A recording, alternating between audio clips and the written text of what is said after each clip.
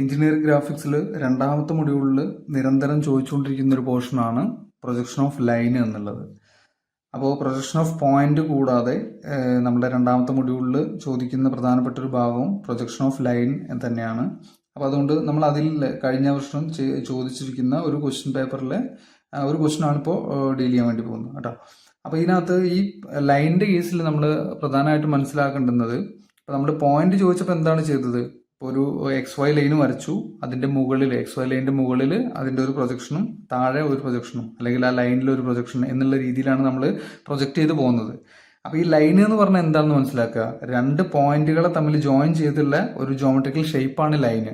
അപ്പോൾ അതുകൊണ്ടും തന്നെ ഇതിലും പ്രധാനമായിട്ടും രണ്ട് പോയിന്റ് തന്നെയാണ് നമ്മൾ ആക്ച്വലി അടയാളപ്പെടുത്താൻ വേണ്ടി പോകുന്നത്. ആ ലൈൻസ്, ആ പോയിന്റുകളെ തമ്മിൽ നമ്മൾ എന്ത് ചെയ്താൽ മതി?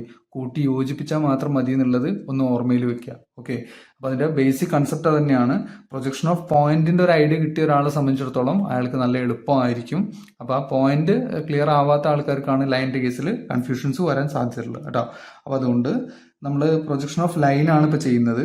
അപ്പോൾ നമ്മളെ ചോദ്യം തന്നെയായിരുന്നു, a straight line A B 70 mm long, 70 mm length ഉള്ളൊരു ലൈനാണ് എ ബി എന്നാണ് അതിന് പേര് കൊടുത്തുള്ളത്. Is parallel to both H P and V P. അപ്പോൾ എച്ച് പിക്കും വി പിക്കും പാരലൽ ആയ രീതിയിലാണ് നമ്മൾ ആ ലൈന് കിടക്കുന്നത്. ഓക്കെ, അപ്പോൾ ഇതിനകത്ത് ഇപ്പോൾ ഞാൻ ജസ്റ്റ് റഫാക്കി ഒന്ന് കാണിക്കുകയാണെങ്കിൽ, ഇപ്പോൾ നമ്മൾ എന്താ പറയുക, ഒരു റഫ് ഫിഗർ ആക്കിയിട്ട് ഞാൻ ജസ്റ്റ് ക്വാഡ്രന്റ് സിസ്റ്റം പ്രകാരം ഒന്ന് വരയ്ക്കുകയാണെങ്കിൽ, ഇപ്പോൾ നമ്മളൊരു ക്വാഡ്രന്റ് ഇവിടെ ഉണ്ട് അല്ലേ. ക്വാഡ്രന്റ് സിസ്റ്റം പ്രകാരം ഇതാണ് എച്ച് പി എന്ന് പറയുന്നത്, ഇതാണ് വി പി എന്ന് പറയുന്നത്.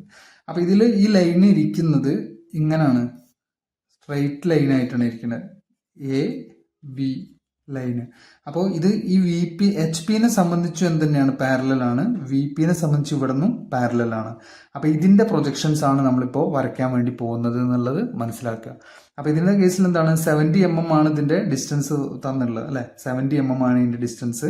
അപ്പോൾ നിങ്ങൾ ജസ്റ്റ് ഒന്ന് നോക്കി, നമ്മൾ ഇവിടെ നിന്നാണ് ഈ ഒരു ഫിഗർ നോക്കി കാണുന്നത് എങ്കിൽ, അപ്പോൾ അതിൻ്റെ ഫ്രണ്ട് വ്യൂ കാണുക എവിടെയാണ്, വി പിയിലാണ്. അപ്പോൾ ഈ എ ബി എന്നുള്ളത് ഞാൻ ഇവിടെ വി പിയിലാണ് കാണാൻ പോകുന്നത് അല്ലേ. അപ്പോൾ അതിന് കണ്ടീഷൻ തന്നിരിക്കുന്നത് എന്താണ്, 30 mm above H P. A എന്ന് പറയുന്ന ലൈന്, എ എന്ന് പറയുന്ന പോയിന്റ് ഈ എച്ച് പി, ഈ എക്സ് വൈ ലൈനിൽ നിന്നും 30 mm എബോ ആണ്. ഓക്കെ, 30 mm എബോ ആയിട്ടാണ് എ ഡാഷ് എന്ന പോയിന്റ് നിൽക്കുന്നത്. ഓട്ടോമാറ്റിക്കലി ഈ ഒരു 70 ഡിസ്റ്റൻസ് കഴിഞ്ഞാൽ ഇവിടെ ആരുണ്ടായിരിക്കും, ബി ഡാഷ് ഉണ്ടായിരിക്കും. ഇനി നമ്മൾ ടോപ്പ് വ്യൂ ആണ് നോക്കുന്നത് എങ്കിൽ അല്ലെ, പ്ലാൻ ആണ് നോക്കുന്നതെങ്കിൽ നമ്മൾ എവിടെയാണ് കാണുക, അത് എച്ച് പിയിലാണ് കാണുക. അപ്പോൾ ആ എച്ച് പിയിൽ കാണുന്നത് ഇങ്ങനെ, ഈ എക്സ് വൈ ലൈനാണ് ഇതാണെങ്കിൽ ഇതിനിപ്പോൾ പാരലൽ ആയിട്ടാണ് എ ഡാഷ് ബി ഡാഷ് മുകളിൽ വന്നത്. അതേപോലെ തന്നെ എക്സ് വൈ ലൈനിന് പാരലൽ തന്നെയാണ് ഈ ഒരു ലൈനും വന്നിട്ടുണ്ടായിരിക്കുക. അപ്പോൾ അതിന് എ എന്ന് പറയുന്നതിന് കണ്ടീഷൻ തന്നിരിക്കുന്നത് എത്രയാണ്, ഈ distance in front of V P എത്രയാണ്, 40 mm in front of V P ആണ് അല്ലേ. 40 mm ആണ് in front of V P. Automatically ഇത് പാരലൽ ആയതുകൊണ്ട് ബിന്റെ ഡിസ്റ്റൻസും എത്ര തന്നെയായിരിക്കും, 40 തന്നെ ആയിരിക്കും. അപ്പോൾ എ ബി എന്ന ലൈൻ തന്നെ, എ ബി എന്ന രണ്ട് പോയിന്റ്സ് നമ്മൾ കൂട്ടി യോജിപ്പിച്ചാണ് ഇവിടുത്തെ line. A dash B dash എന്ന പോയിന്റ്സിനെ യോജിപ്പിച്ചാണ് ഇവിടുത്തെ ലൈന്. അപ്പോൾ ഇതെങ്ങനെ വരയ്ക്കാന്നുള്ളത് നമുക്ക് ജസ്റ്റ് ഒന്ന് വരച്ച് തന്നെ നോക്കാം. അപ്പോൾ ഇത്തരം ക്വസ്റ്റ്യൻസ് വന്നു കഴിഞ്ഞാൽ നമ്മൾ ആദ്യം ചെയ്യേണ്ടുന്ന കാര്യം തന്നെയാണ്, നമ്മൾ എക്സ് വൈ ലൈന് കറക്റ്റായിട്ട് വരയ്ക്കുക എന്നുള്ളത് തന്നെയാണ്. എക്സ് വൈ ലൈന് വരയ്ക്കുന്ന സമയത്ത് എന്ത് ശ്രദ്ധിച്ചാൽ മതി, നമ്മുടെ ഫിഗറിനെക്കാട്ടിലും കുറച്ചൊന്ന് എക്സ്റ്റെൻഡ് ചെയ്ത് നിൽക്കുക.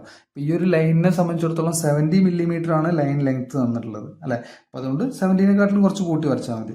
അപ്പോൾ ഞാൻ ആദ്യം എക്സ് വൈ ലെങ്ത് വരച്ചു, എക്സ് വൈ ലൈന് വരച്ചു വെച്ചു. എന്നതിന് ശേഷം ഏതെങ്കിലും ഒരു പോയിന്റ് ജസ്റ്റ് ഒന്ന് സ്പെസിഫൈ ചെയ്യുകയാണ്.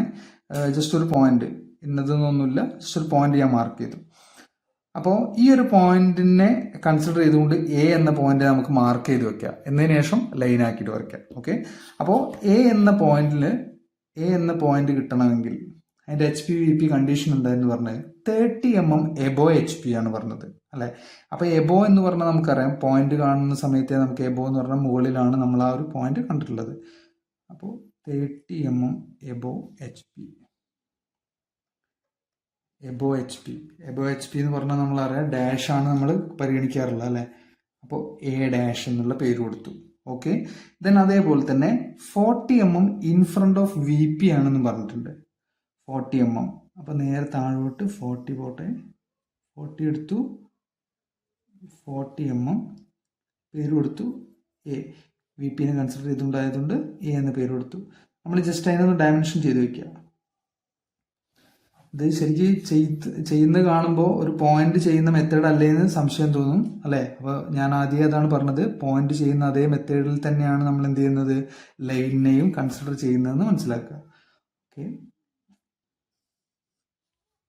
ഓക്കെ, അതിന് കറക്റ്റായിട്ട് ആരോ ഹെഡൊക്കെ കൊടുക്കാൻ വേണ്ടി ശ്രദ്ധിക്കുക.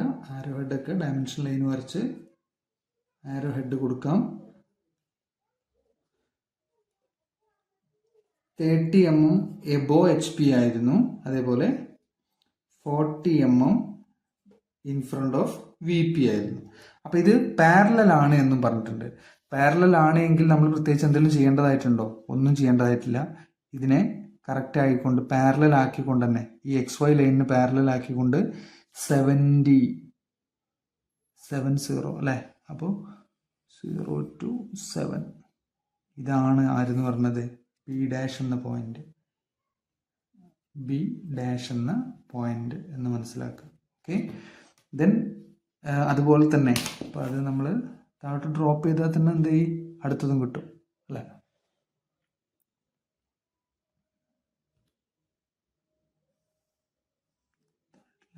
ഡ്രോപ്പ് ചെയ്തു.